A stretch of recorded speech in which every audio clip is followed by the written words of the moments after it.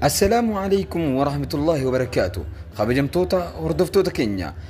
هندي كيسن فيا كتاتن أبدي كمنا. بغير فيديو هارا براتي ولتي لتشاني. كتا هارا في دينكسيساتي إيكان كرولوس أورهان بيسيسني قد يفميجرا. كتا كن إرجع على إساس فرجاتوني في أورهان بيرتي كانت يفتولا. أكسمس نمفكي نمني هندي جالت فلافيوس فييرا. نأمنا. أفتا هارا إسا أفتي أرجون لقما. غرانا منياتي. كتا إتيانو فيس بيسا باي نما غمچيسو قد فميرا بيسا كيستي أسفورجا هاتون حالا باي ركساتين كيستي كمولتودا أندريس أسفورجا أجيسوف جدا كانف لغما أسفورجا مال تمودتا لغما ني أجيفمتمو أورهام بي إسي نبرارا كان برورا فيديو كان هاقر أمتي داود داي سنين جنة يو هنگا أمتي چانالا كنيا سبسكرايبين غونيتي سبسكرايب gochuu hin dagatina isinin jenna.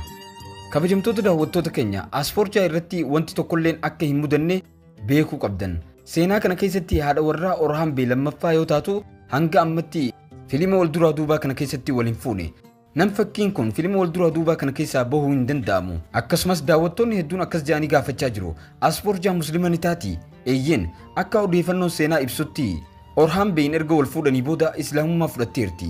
Fiilima wal duraa duubaa kana keessatti akkasitti agarsiifamuun isaa hin oolu. Kutaa itti aanu keessatti Orhaan Bee fi Filaaviyoos waliin ta'uudhaan aspoortii baraaruun isaanii ni argitu. Akkasuma Orhaan Bee waraana isaa waliin socho'aa jira. Kanaaf dhumni Andirees sababa kanaan ta'uu danda'a yookaan yeroo taateewwan kanatti agarsiifamuu danda'a. Kanaaf waa'ee kanaa maal jettu? Yaada keessan koomentii jalatti nuuf barreessaa.